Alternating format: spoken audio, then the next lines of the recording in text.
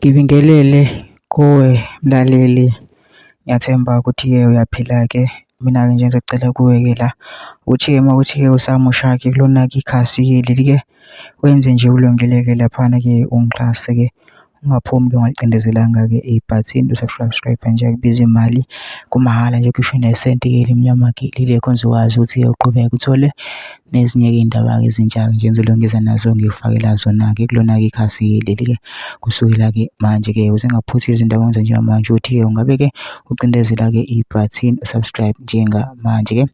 Indaba kulethele lona-ke namhlanje la kulethele udaba-ke olushaqisayo ngendlela-ke esimanga-ke laphana-ke zithi-ke engenayo-ke isihluku wesilisa edubula ebulala intombi yakhe maqede wabaleka. Uzakithi Ndabiwe uneminyaka engu-26 waseMnambithi kodwa uhlala eGoli ngokufunda.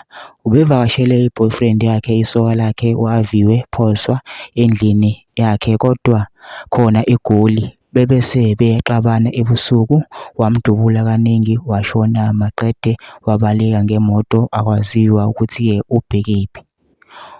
Kuyimanje ufunwa ngamaphoyisa. Lo wesifazane kuthiwa ubenza izifundo zobuntatheli e-UG. Isidumbu sakhe sitholakale sidindelezile edamini legazi endlini yesoka.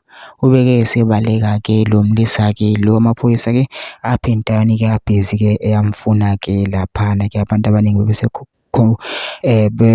bebeka imibono-ke ngalo-ke lolu daba ukuthi noma kungathiwa yini-ke bebeyibanga-ke kodwa sengazi-ke amdubule-ke laphana-ke amdubule ephindelela. Mina ngizocela phansi kuma-comment section ufusho wakho umbone ukuthi wena ucabangani ngalo-ke udaba-ke lolu bese wenze kulungile nje ungixhase-ke ungaphumi ungacindezelanga-ke ibhathini subscribe nje akubizi imali, kumahhala nje kusho nesenti-ke leli khona uzokwazi ukuthi uqhubeke uthole nezinye-ke iy'ndaba-ke ezintsha ngizolongeza nazo ngikufakela zona kulona-ke ikhasi leli kusukela-ke manje.